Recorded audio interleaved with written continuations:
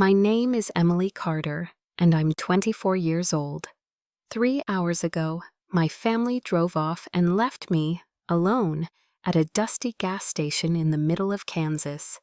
No goodbye, no explanation, just a cracked sidewalk, a broken neon sign, and a suitcase they told me to pack for a family trip. They've always treated me like the extra piece, the quiet one, the artist, the one who didn't belong. I spent years trying to fit in, trying to earn something as simple as eye contact. But little did they know, by leaving me behind, they set something bigger in motion. This wasn't the end of their story, it was the beginning of mine. If you've ever been pushed out by your own family, drop a comment below. You're not crazy, you're not weak, you're not alone. This is how everything changed. The car didn't slow down, it didn't pause, it just kept going, tires kicking up dust, engine fading like the last note of a cruel joke.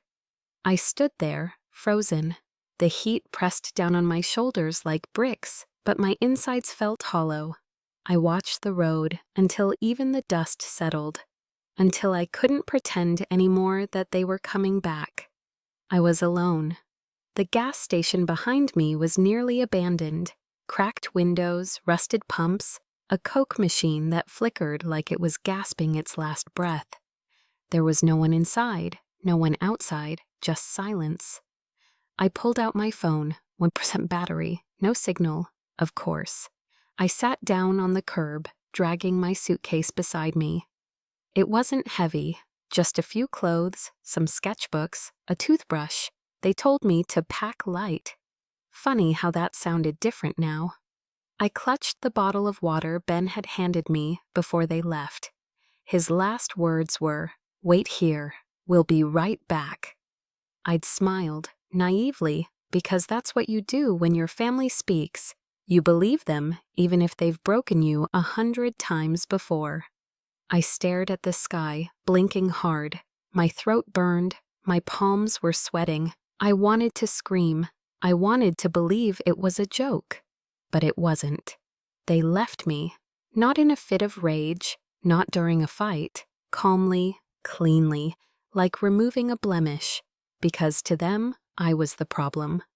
The quiet disappointment, the one who liked drawing more than law school, solitude more than sibling rivalry, freedom more than approval.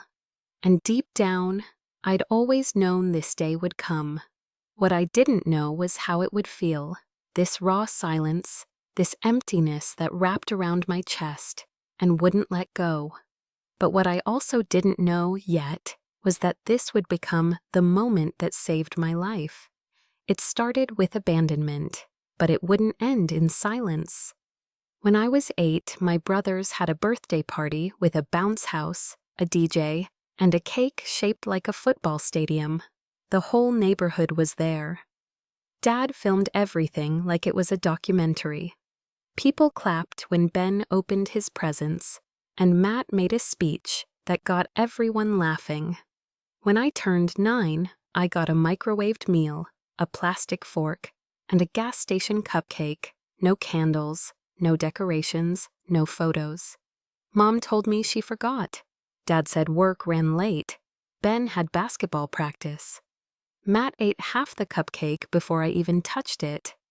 I tried not to cry. They said things like, "We'll make it up to you," or, "You're not really into parties anyway, right?" As if that excused the silence, as if being the quiet one meant I didn't need to be seen. That was the pattern. Ben got the front seat. Matt got the best room. I got leftovers, space, time, attention. At dinner, I waited for someone to ask me how my day was. It never came. I learned to chew quietly, not interrupt. I learned how to shrink. I remember once, when I was maybe 10, I made my own party invitations, cut out stars and hand-colored borders. I taped them to the fridge a week before my birthday. Nobody said anything. Nobody asked. On the day itself, Mom didn't mention it. Dad left early. Ben brought friends over and watched a movie. I stayed in my room with my sketchbook, drawing a birthday scene that would never happen. A cake, candles, people cheering for me. I gave that imaginary party to a girl I drew. She had my hair but smiled with her whole face. Her eyes looked like they mattered. That was the first time I understood I wasn't just being overlooked. I was being erased, politely, quietly, with a smile. They called me sensitive. Said I read too much into things, but I wasn't imagining it. Ben got trophies, Matt got awards. I once won an art contest, statewide. When I brought home the certificate, Dad didn't even look up from his newspaper. "Is that even a real thing?" he asked. That night, I buried it in the back of my closet. No one ever asked about it again. Looking back now, I realize it wasn't just birthdays or school nights or car rides. It was the accumulation of being second, then third, then forgotten, until I couldn't even remember what it felt like to be chosen. That cupcake without a candle, it was never about cake. It was about love I never received and the space I never got to take up. High school was when the comparisons turned from subtle to sharp. It wasn't just about who got the bigger slice of cake or the better bedroom anymore. It was who had the higher GPA, the better extracurriculars, the more realistic ambitions. Ben was the golden child, student body president, straight A athlete, future lawyer. Matt, the youngest, was charming, sociable, destined for medical school. They had nicknames, Mr. Harvard and Dr. Sunshine. And me, I was just Emily. At the dinner table, their achievements were headline news. Matt's teacher says he has a natural gift for biology. Ben just got invited to a summer program at Yale. My updates, if I dared to share, barely made it past a polite nod. I once showed Mom a flyer for an art summer intensive I'd been invited to. Her face barely moved. "How much does it cost?" she asked flatly. "You know, real jobs don't come from coloring books." Dad didn't even look up. "Better focus on something practical," he muttered. "You're not going to live off doodles." I didn't answer, but that night I stayed up late, drawing a poster of my dream. Emily Carter, freelance designer. I hung it inside my closet, where no one could tear it down. That year, I started hiding things, my sketchbooks, my joy, my voice. I'd watch my parents beam at Ben's debate medals and Matt's science fair ribbons, and then glance at my art portfolio like it was some phase I'd grow out of. Like it was embarrassing. They didn't say you're worthless, but they didn't have to. It was in the way they sighed when I talked, the way they interrupted my stories, the way they always managed to turn the subject back to the boys. I remember one night at dinner, I tried to talk about a digital animation I made from scratch. It took me weeks. I was proud, really proud. Mom interrupted mid-sentence to ask Matt about his chemistry quiz. Dad didn't even look at the screen. Something in me snapped that day, not loudly, not with yelling, but silently, inside. I stopped showing them things. I stopped expecting their approval. I stopped imagining applause. And worst of all, I started agreeing with them. Maybe my dreams were childish. Maybe I wasn't good enough. Maybe they were right. Looking back, I wish I had been angrier. I wish I had fought back, screamed, demanded space. But I didn't. Because somewhere between, "Why can't you be more like your brothers?" and "You're just being dramatic," I learned to disappear. The day I got accepted into the statewide design showcase, I thought everything would change. Only 10 students were chosen across the state. My portfolio, my actual work, had been seen and selected by professionals, not teachers grading for effort. I held the letter in my hand all the way home, fingers tight around the envelope, afraid it might vanish if I let go. For once, I had something that felt real, something that mattered, something I thought might finally matter to them, too. I walked into the kitchen, where dinner was halfway through. Ben was bragging about a football scout who had visited campus. Matt was explaining the mitochondria to our dad like he'd discovered it himself. Mom was refilling everyone's drinks, moving in rhythm with their conversations like she belonged. I stepped in, holding the letter high. "Hey, I got accepted into the state design showcase." No response. I cleared my throat. "It's a juried selection. They picked only 10 students. They're going to exhibit my collection next month, in the Capitol." Dad kept chewing. Ben raised one eyebrow. "State what?" "It's a design showcase," I repeated. "Like branding, layout, UX. My project got selected." Matt chuckled. "So, poster board and glitter?" "No, it's not like that. It's—" "Does it count toward scholarships?" Dad asked, finally glancing up. I hesitated. "Not directly, but—" Mom cut in. "Well, that's nice, sweetheart. Just don't let it distract you from your grades." Ben smirked. "Or from real life." The letter in my hand suddenly felt heavy. I didn't argue. I didn't cry. I sat down, still holding the envelope, and listened while they returned to their conversation. Matt's upcoming lab project, Ben's protein regimen, Dad's work emails, like nothing had happened. That night, I went back to my room, sat cross-legged on the floor, and reread the letter in silence. It felt smaller now, less important, like maybe it hadn't mattered at all. I looked around at the walls covered in my sketches, the vision boards taped next to my mirror, the worn-out stylus beside my laptop. None of it had ever been for them, but I'd always wanted them to see, and they never did. The next morning, I folded the letter neatly, slid it into a folder, and pushed it to the back of my drawer. I didn't show them my next project, or the one after that. I stopped trying. Not because I gave up on myself, but because I was done handing my joy to people who never knew how to hold it. There was a time when I still tried to be noticed. I'd sit at the dinner table and wait, just wait, for someone to ask how my day was. Sometimes I'd rehearse answers in my head, little anecdotes I thought might make them laugh, or maybe just pause and look at me. They never asked, so I stopped waiting. Dinner became a quiet ritual, chew, swallow, nod. I learned the rhythm of their conversations, when to smile politely, when to stay silent. Most nights, I barely said 10 words. No one seemed to mind. I started leaving the table early, always with the same excuse: homework. I don't think anyone noticed how quickly I disappeared. Eventually, I stopped coming down altogether. I told them I was eating in my room. No one objected. Mom left a plate outside my door a few times.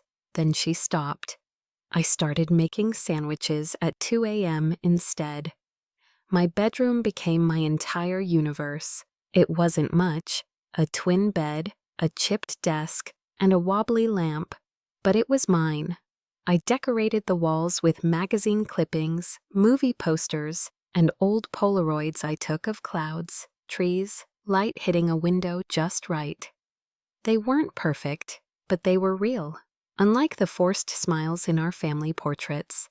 I wrapped fairy lights around my headboard and kept them on all night.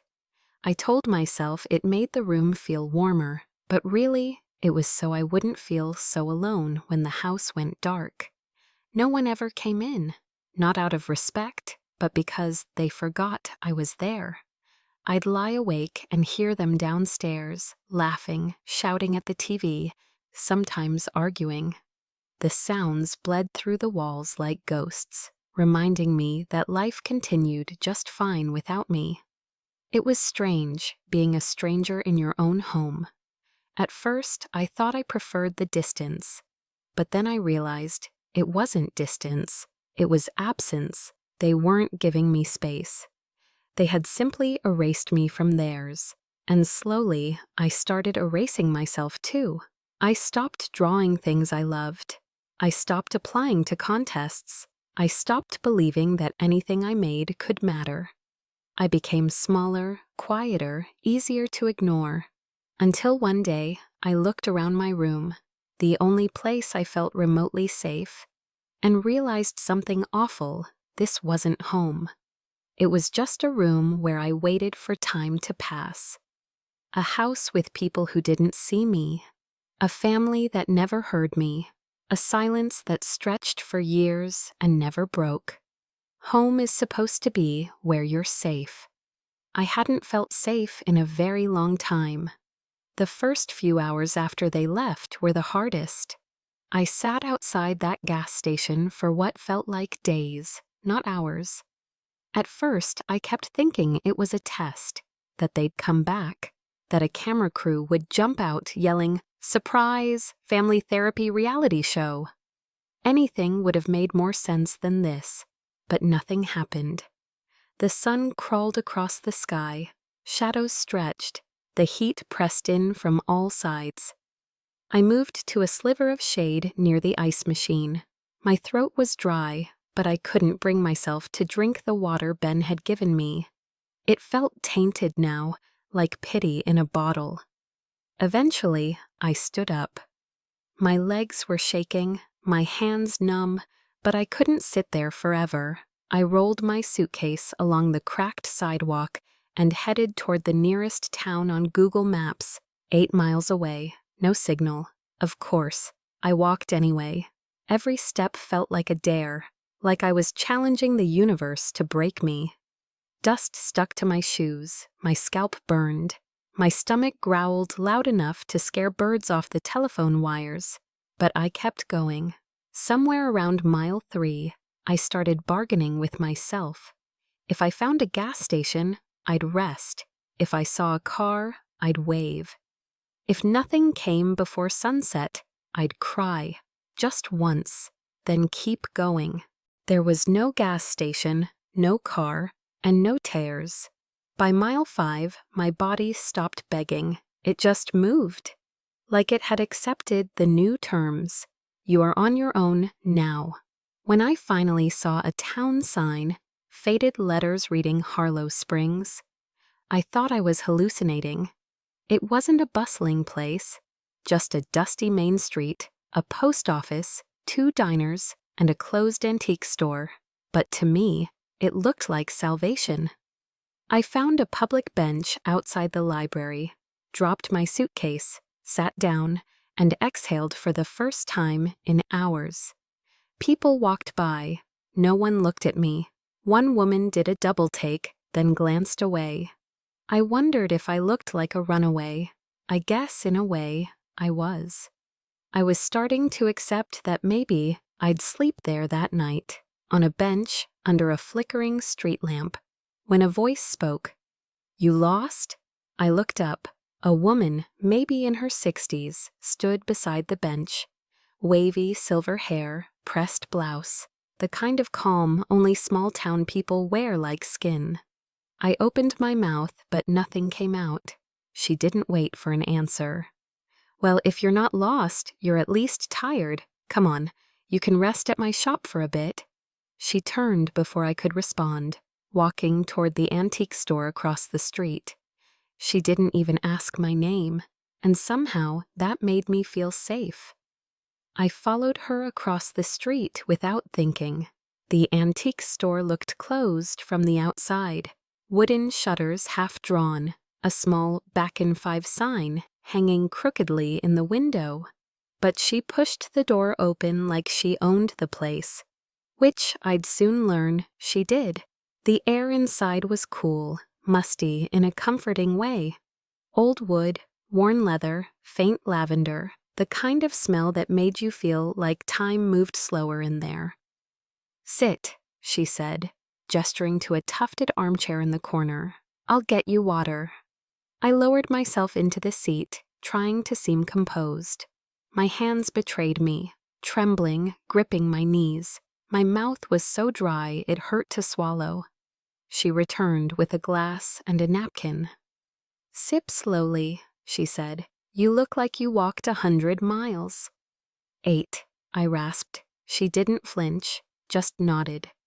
"Still too far without shade." I stared at her.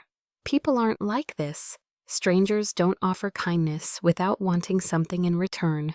Especially not to dusty girls with red cheeks, cracked lips, and fear stitched into their shoulders. "What's your name?"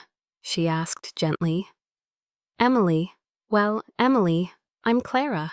She didn't press, didn't ask why I was alone, where my family was, or why my suitcase looked like it had seen war. She just let the silence settle around us, soft and breathable. My eyes started to sting. I blinked fast, but the tears came anyway. "I'm sorry," I whispered. "I haven't slept. I didn't know where else to go." Clara placed a small dish of crackers on the table next to me and sat down across the room, giving me space.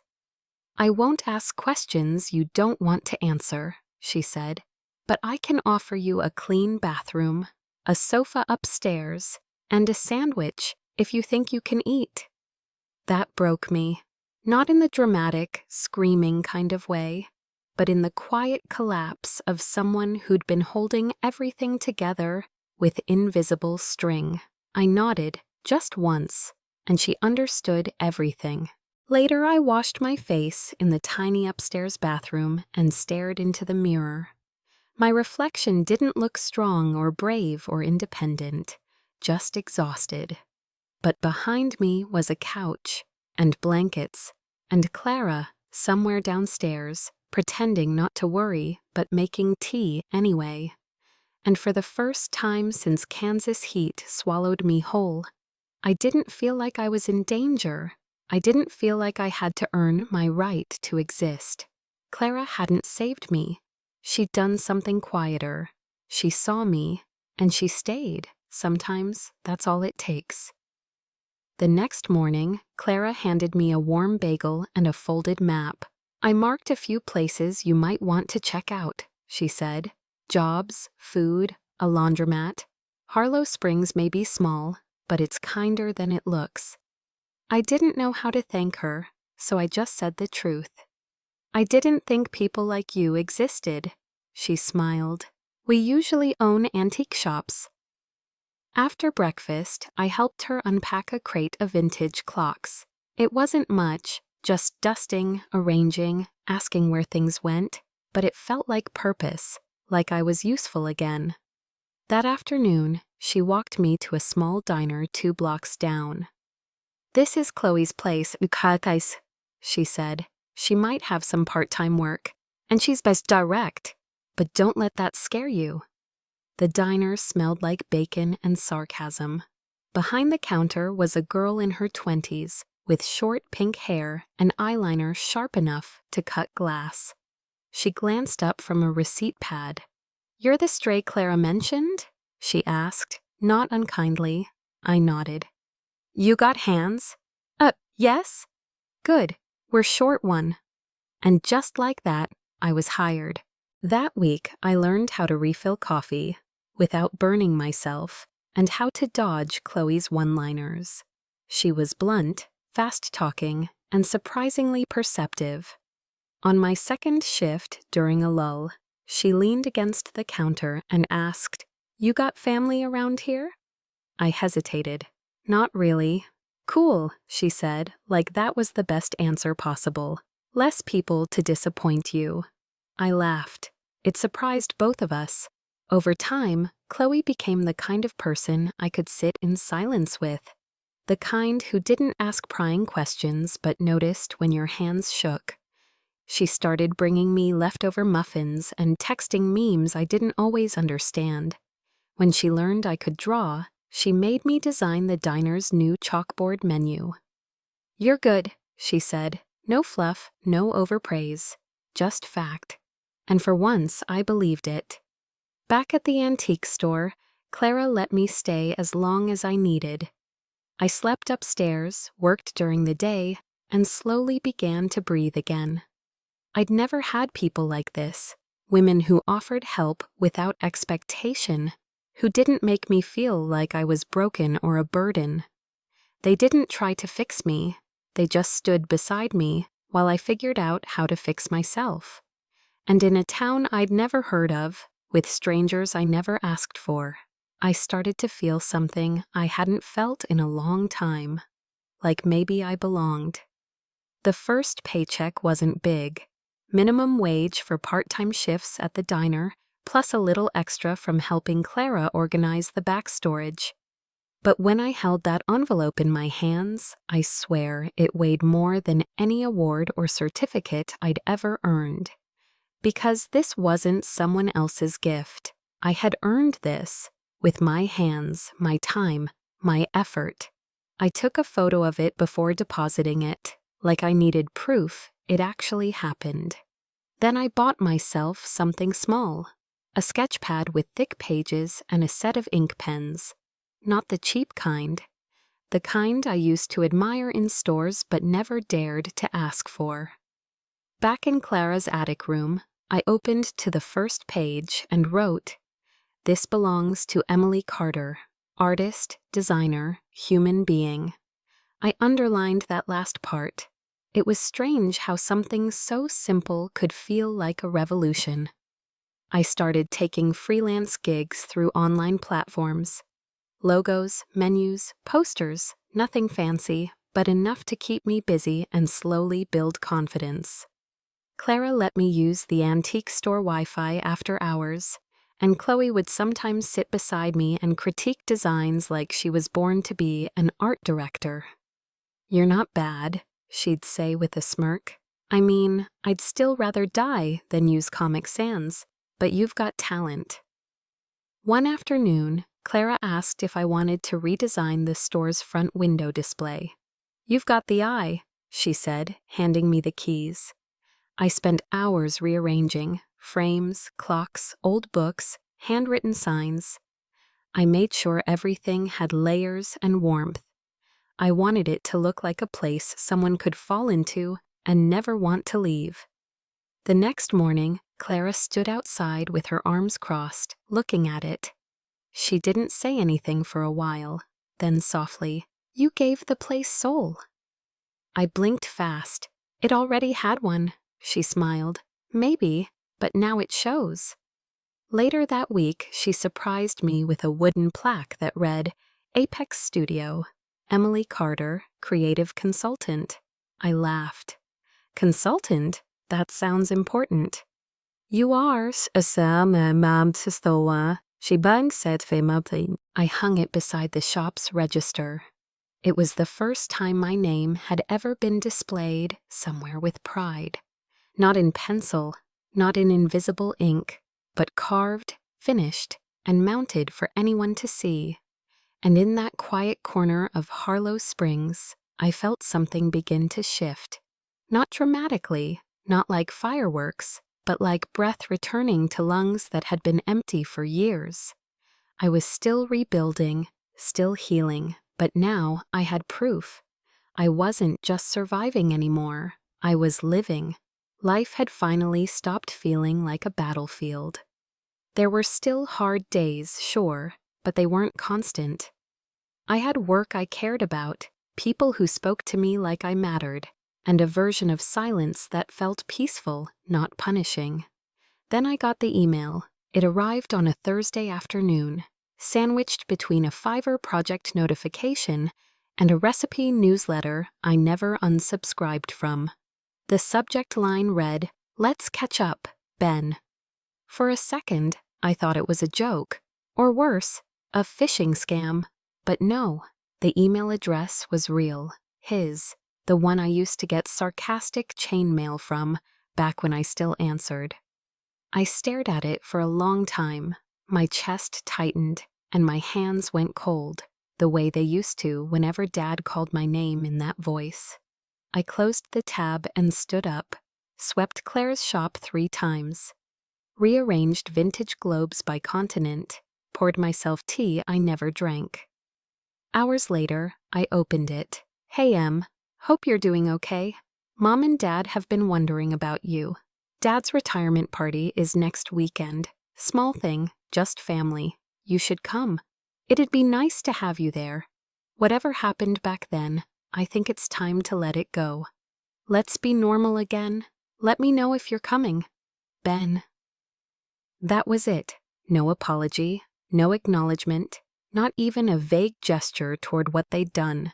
Just, whatever happened. Like I'd misplaced my keys.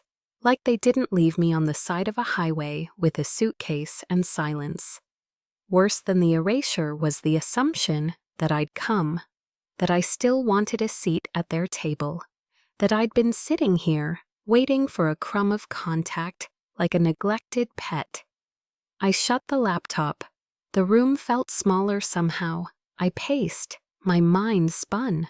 One part of me started drafting a response, something sharp, cold, exact, something that would make Ben wince. I imagined each sentence, carefully worded, final. But then I stopped. I realized something. They expected silence or surrender. They weren't prepared for clarity, for calm strength, for me. So I closed the draft, opened my notebook instead, wrote down everything I wanted to say, but not to send, to say, in person, with a voice they'd never really heard. No more blinking cursors, no more filtered replies. I wanted their faces to absorb the weight of my words. So I set a date, marked it in red. I wasn't coming back to be forgiven. I was coming back to speak. And I wasn't going to whisper. I didn't reply to Ben's email, not because I was afraid, and not because I had nothing to say. Quite the opposite, actually. I had too much. But I needed time, not to calm down, to sharpen. This wasn't going to be a conversation. It would be a confrontation dressed in family clothes. I knew them. I knew the way they talked in circles, the way guilt came wrapped in nostalgia, the way silence was used like a leash. So I prepared. At first, it was just scribbles in the margins of my notebook. Lines I'd say if I had 5 uninterrupted minutes. Words I wished I'd said years ago, but soon it turned into something more structured. I wrote a script, not to memorize, but to anchor myself. Things I would say, things I would not let them reframe, and most importantly, things I would not apologize for. I made a list titled, "Not Up for Debate." Under it, I deserved better than being abandoned. I don't owe anyone my presence. Silence is not forgiveness. Anger does not make me ungrateful. My peace matters more than their comfort. Each one was a line I'd never crossed before. Each one felt like reclaiming a little piece of my own voice. Clara could tell something was shifting. She didn't ask questions. But one morning, she left a cup of lemon balm tea on the table with a sticky note. For strength that doesn't shout. Chloe, on the other hand, was far less subtle. If they talk down to you, look them dead in the eyes and say, "Do you hear yourself right now?" She paused, then grinned. Or throw a muffin. I support both options equally. We laughed, but she knew this wasn't about spectacle. It was about boundaries. I didn't want revenge. I wanted clarity, not for them, for me, so that if they tried to rewrite the story, I'd be ready to hold the pen steady. Every night I rehearsed, not just words, but presence. How to hold my body, how to breathe without flinching, how to respond without shrinking. I looked into the mirror and told my reflection the truth. You are not going back. You're walking forward, even if they're standing in the same place. I knew they wouldn't expect this version of me. They remembered the quiet girl, the one who folded into corners and apologized just for existing. That girl wasn't coming. The woman I'd become was. And she had nothing left to prove, only the right to speak. I walked into the hall 5 minutes late on purpose. They were already gathered, Ben near the food table, Dad at the front shaking hands, Mom seated at a corner table arranging paper napkins like they were origami. The room was well lit and too cheerful, full of extended relatives and people I hadn't seen in years. But when I entered, the air changed. Ben saw me first, his eyebrows lifted. Surprise? Victory? I couldn't tell. "Em!" he called, loud enough for heads to turn. I didn't answer. I walked in calmly, eyes forward, posture tall. I wore black, not out of spite, but because I wasn't there to blend in. Mom stood up, her expression caught between relief and fear. "You came." I nodded, not smiling. Briefly. Dad looked me over like I was a stranger at his doorstep. "You look different." "I am." We moved to a quieter corner. Ben tried to lead the conversation. "Look, we just wanted to reconnect. Water under the bridge, right?" I looked at him directly. "There's no bridge, Ben. You burned it the day you drove away." He shifted, tried to laugh. "Come on, that was years ago." Dad chimed in. "You're not still upset about that whole thing, are you?" That whole thing. My fingers curled slightly at my side, but I kept my voice level. "You left me on the side of a road in 90-degree heat, with no phone and no explanation." Mom's voice dropped to that familiar soft pitch, the one meant to neutralize everything. "We thought you needed space. You were so angry. We thought some time apart would help." "Time apart?" I said, my voice rising just slightly. "You abandoned me. You didn't call. You didn't check if I was alive." Ben shrugged. "We figured if you wanted to come back, you would." There it was. I took a breath. "I did come back, just not to you." They blinked. I continued. "You don't know who I am anymore, and that's fine, but don't invite me here expecting a performance. I didn't come to heal this. I came to end it." Dad frowned. "What's that supposed to mean?" "It means this is the last time I let you pretend I wasn't broken in this family. I'm done trying to explain my worth to people who never saw it." A few people nearby had turned toward us now.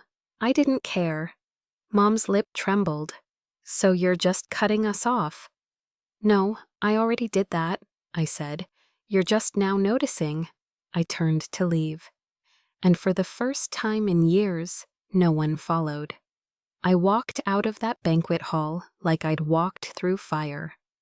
And maybe, in a way, I had. The night was colder than I expected. My breath fogged the air. My heels clicked against the sidewalk like punctuation marks to a sentence I finally finished. I thought I'd feel lighter, but healing, I was learning, doesn't always feel good at first. My phone buzzed before I reached the car. Ben, then Mom, then Dad. More texts came in within minutes. I didn't open any of them, but I saw enough on the lock screen. "We didn't deserve that. How could you humiliate us like this? You've changed. This isn't you. You'll regret this one day. And then, of course, we still love you." That one hurt the most, because love shouldn't feel like a leash. I sat behind the wheel, keys resting in my lap, the engine off. My chest felt tight, but it wasn't panic. It was clarity settling in, a strange kind of peace. They weren't angry because I had hurt them. They were angry because I had finally stopped letting them hurt me. I powered off my phone, not muted, not ignored, off. Because tonight wasn't for them, it was for me. I took the long road back to Harlow Springs, windows down, music off, just me and the sound of tires humming over asphalt, and my own thoughts, loud, but mine. Somewhere along that winding road, I realized I wasn't going back to explain anything anymore. I used to replay these conversations in my head. Perfect comebacks, heartfelt monologues, begging for understanding. I don't do that anymore. Clarity is quiet like that. When I pulled into the alley behind Clara's shop, I saw the porch light glowing. There was a mug of tea on the counter. A folded note. "Whatever happened, I'm proud of you. Come home." That's what healing sounds like. No demands, no guilt, no rewrites. I climbed the stairs slowly, boots echoing on wood. When I reached the attic, I sat on the edge of the bed and stared at the ceiling. For the first time, I wasn't wondering what they were thinking. I was wondering what I'd do next, with this peace, this silence, this space I had carved out for myself. I didn't win tonight. This wasn't about winning. It was about reclaiming, and not for their approval, for mine, because surviving their absence taught me something. That walking away isn't weakness. Sometimes it's the beginning of becoming. Healing didn't feel like fireworks. It felt like silence. The kind of silence that didn't sting. For days after the confrontation, I kept expecting something dramatic to happen. A breakdown, a burst of rage, a collapse into tears. Instead, I just slowed down. I woke later than usual, made my coffee slower, took longer showers, spent hours rearranging books I hadn't read. The world didn't feel lighter, exactly, but it stopped feeling so heavy. I wasn't numb, I was just still. At first, that scared me. Stillness used to mean danger. It used to mean I was giving up. But this was different. It wasn't collapse, it was recovery. And recovery, I was learning, had a quiet of its own. Clara noticed before I said anything. She didn't ask how it went. She didn't offer advice. She just started placing a fresh mug of tea next to me every afternoon and saying, "Take your time." So I did. I started sketching again. Nothing ambitious, just lines and light. The curve of a tea mug, the shadow of a chair leg, the way sunlight filtered through old lace curtains. Things I never had the time or peace to notice before. Chloe, predictably, had less subtle reactions. "You've got this weird, calm thing going on," she said one evening. "Like you finally exhaled after holding your breath for 10 years. I grinned. I think I did. There were no big speeches, no dramatic therapy sessions, just small acts of care I gave myself daily. Brushing my hair slower, eating lunch without multitasking, saying no to things that made my chest tighten. I planted basil on the windowsill, reorganized my digital files, deleted numbers I no longer needed, let go of conversations I used to replay every night, word for word, as if changing the ending in my head could ever rewrite the past. One day, I sat on the porch behind the antique store, notebook open, breeze lifting the edges of the page. I didn't write anything, I just done.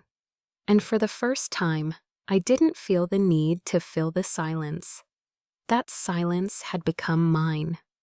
I wasn't lonely, I was resting, and rest, real rest, felt like rebellion.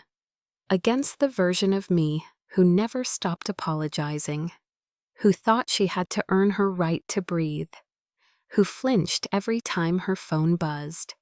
That girl had survived, but she didn't have to run anymore. I wasn't healed, not completely, not yet, but I was healing, and no one could take that away from me. It came on a Tuesday, a simple text from an unknown number. I almost didn't check it, thought it was spam, but when I opened the message, my breath caught. "Emily, it's Mom." No greeting, no preamble, just a name and a claim. I stood in the back room of the shop, holding the phone like it had suddenly grown heavier. For a moment, everything stilled. The sound of the street, the ticking clock, even my own heartbeat. Another message followed. "I don't know what to say anymore. but I miss you. We all do. I sat down slowly on the edge of the display table, the wood cool beneath my hands. I could feel the words trying to press in, trying to dig into the parts of me that still ached for something soft, for a version of mother that had never existed but always lingered in dreams. Then came the third message. Maybe we both made mistakes, but family is family.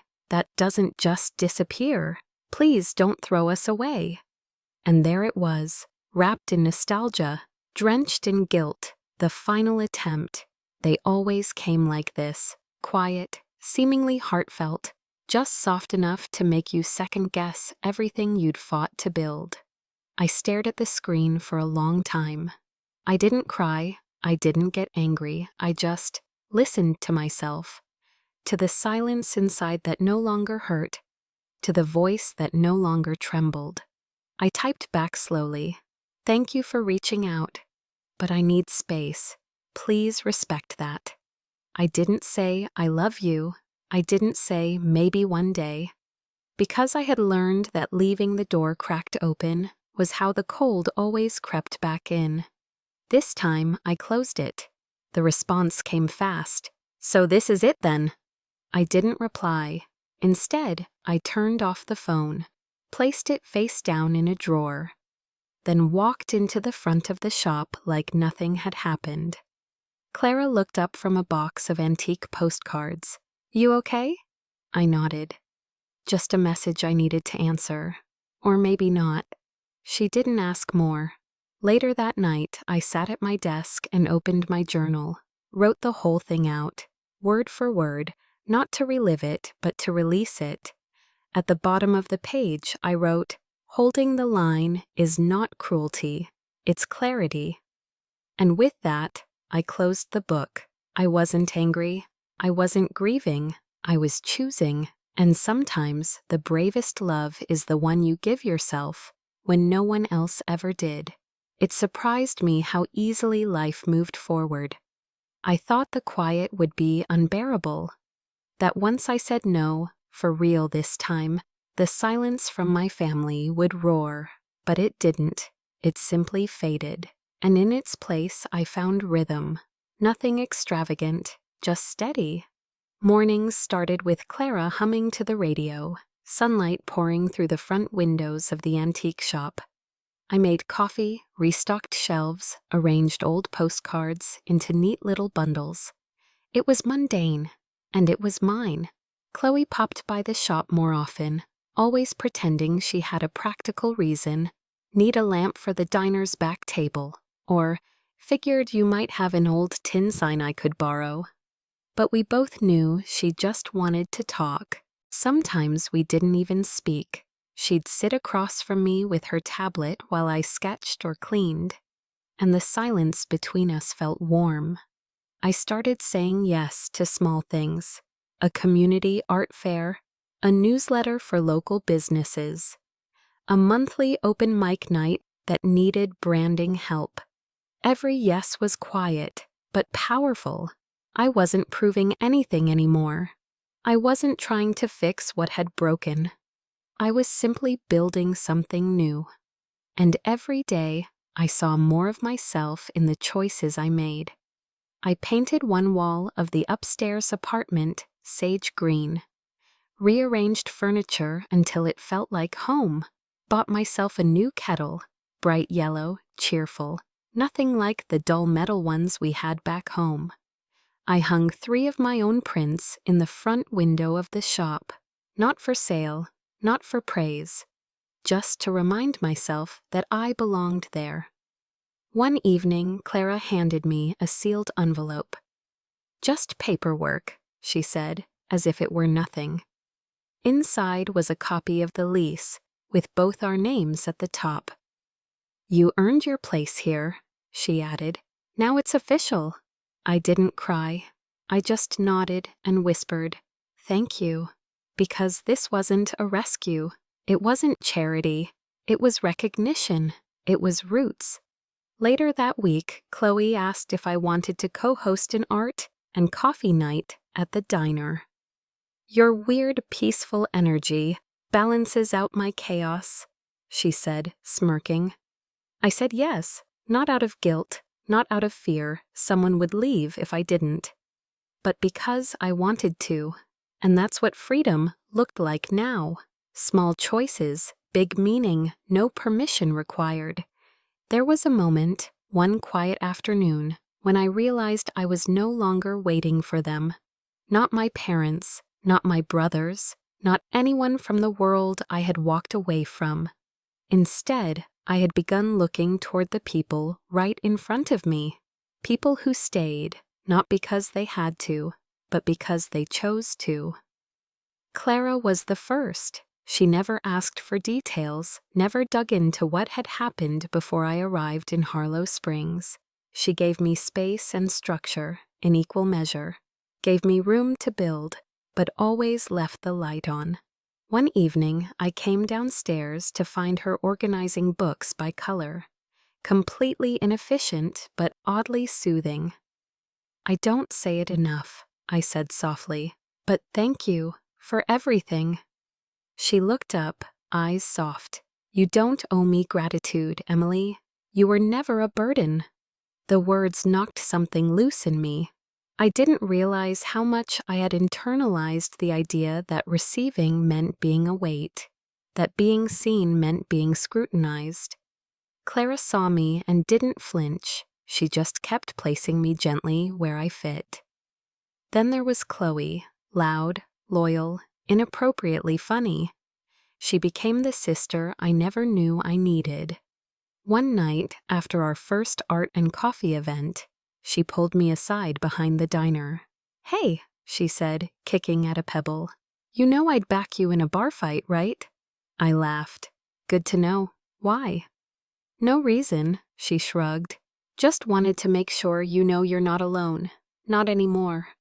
It wasn't flowery, wasn't long, but it landed. Like armor, like home. Then there was Daniel. We hadn't spoken much in the beginning, just passing chats when he dropped off supplies at the shop or fixed the leaky pipe in the apartment upstairs. But one afternoon, he lingered longer, asking about a print I'd hung in the window.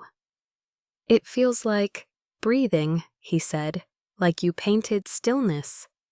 And for the first time, I didn't shrug off the compliment. I didn't deflect. I smiled. Thank you. Since then, we've taken long walks, shared playlists, talked about everything and nothing. He didn't ask to fix me. He didn't try to interpret me. He just met me where I was. And that, more than anything, became the most healing part of all. These people weren't family by blood, but they held pieces of me that no one else ever did, carefully, gently, without asking me to be anything but exactly who I was. And in their presence, I stopped surviving. I started belonging. For a long time, I thought healing meant going backward, returning to what was broken, revisiting the wreckage, finding pieces I could salvage and fit together like some twisted jigsaw puzzle of closure. But healing, I've learned, isn't about going back. It's about moving differently, going forward. These days, I catch myself doing things I never thought I would, like saying no without guilt, or smiling when I see my reflection, not because I think I'm perfect, but because I finally look like someone I'd want to know. I don't flinch when my phone buzzes. I don't panic in quiet rooms. I don't walk into every interaction waiting to be judged. Something inside me has shifted, and it didn't happen because anyone apologized. It happened because I did the work to understand that I didn't need them to. I used to keep a mental list of all the ways I'd been wronged. I held it like armor, like evidence. But over time, I realized I was carrying that list everywhere, with people who had nothing to do with it, into spaces where I was safe, into moments that deserved to be light. So one day, I let it go, not in some grand gesture, just quietly. I lit a candle, I sat with myself, and I whispered aloud, You don't have to carry this anymore. Then I made a new list, not of grievances, but of growth. I am no longer afraid of silence. I can walk away from love that costs me my peace. I don't need anyone to validate my version of the story. I deserve softness from others, from myself. That list lives in my journal now. I reread it when I forget. Growth doesn't always feel triumphant. Sometimes it feels like doing laundry and not crying, or going a full week without explaining your worth to anyone. Sometimes it looks like throwing away that sweater they gave you, not with spite, but with clarity, or walking into a room and not shrinking even when no one looks up. That's the kind of power I'm learning to hold. Not loud, not flashy, just mine. One day, I passed a mirror in the antique shop and paused. I didn't expect to see someone strong, but I did. Not because I conquered anyone, not because I was over it, but because I stayed, I chose, I grew, and that, I think, is the quiet revolution no one teaches you about. Becoming someone you're proud to return to, again and again and again. It happened on a quiet Thursday afternoon. I was at the grocery store, halfway through my list, distracted by a display of overpriced candles and a sale on strawberries. I was pushing my cart slowly, debating between oat milk and almond, when I glanced down the aisle and saw her, my mother. I froze, not because I was afraid, but because for a second my body didn't know how to respond. She was standing near the soup cans, her hair tied back, wearing the same beige coat she always wore in cold weather. Her hand hovered over a shelf, motionless, like she was thinking hard or just lost. She turned. Our eyes met, and for a breath, neither of us moved. She blinked as if unsure whether it was really me. I didn't smile. I didn't look away. I just stood there, steady, grounded in a way I wouldn't have believed possible a year ago. Slowly, she walked toward me, not urgently, carefully, like I was something fragile or dangerous. I didn't expect to see you, she said softly. I live here, I replied. She nodded, looked at her shoes. You look well. I am. She hesitated. I've thought about calling, about writing, but I didn't know if you'd want that. I stayed silent. She glanced up again. Her eyes were tired, but not pleading. You seem different, I nodded. I am. For a moment, the silence between us stretched. Not tense, just final. A kind of quiet I hadn't known we were capable of. She opened her mouth like she might say more, then stopped. Well, she murmured, take care, Emily. You too. And that was it. No breakdown, no apology, no drama. Just two people standing in the cereal aisle, no longer orbiting the same gravity. I watched her walk away. I didn't feel anger. I didn't feel the old ache of hope. What I felt, most surprisingly, was release. She had become someone I used to know, someone who once had the power to undo me, but not anymore. I bought my oat milk, paid in exact change, drove home with the windows down, and that night, when I journaled, I didn't write about her. I wrote about the silence I carried home with me, not the kind that crushed, but the kind that wrapped around me like a warm, heavy blanket.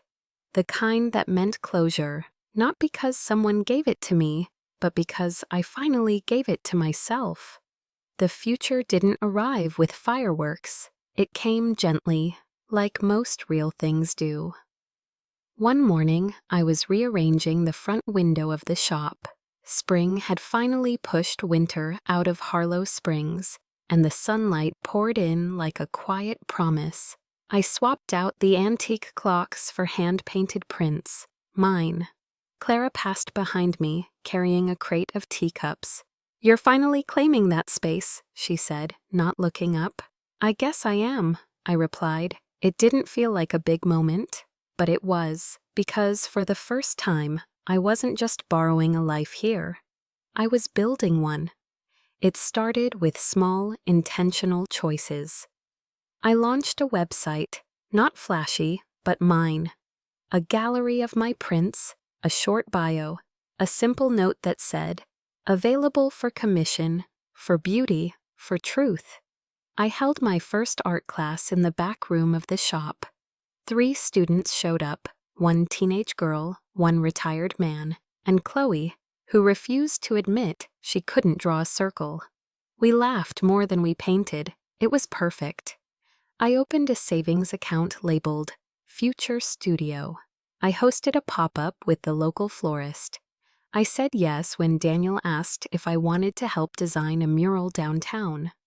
None of these things were loud, but together they became a new kind of map, one that didn't lead back, only forward. At night, I still journaled, still drew, still checked in with myself, the way you check a plant in the window, gently, consistently, without expecting overnight bloom. I was still growing, and I no longer needed proof that I was allowed to. One afternoon, Chloe leaned across the counter at the diner and asked, "Do you ever wish things had been different?" I thought about it. "Sometimes," I said, "but I think if they had been, I wouldn't be who I am now." She nodded. "And who you are is pretty solid." It made me smile, because it was true. I wasn't hardened, I wasn't bitter, I was just rooted, firm in who I was, clear in what I needed, gentle in how I moved forward. Not every day was easy. Some still held echoes, but those echoes no longer controlled the shape of my days. The future no longer scared me. It felt open, not because I had all the answers, but because I finally trusted myself to ask better questions. And that, I realized, was the point. If you've ever had to walk away from people you once called family, or if you're still learning how to choose peace over approval, I see you. What part of Emily's journey spoke to you the most? Drop it in the comments. Your story matters too. And if this video found you at the right time, maybe it's time to start rewriting your own. Hit like, share it with someone who needs it, and subscribe if you want more stories like this.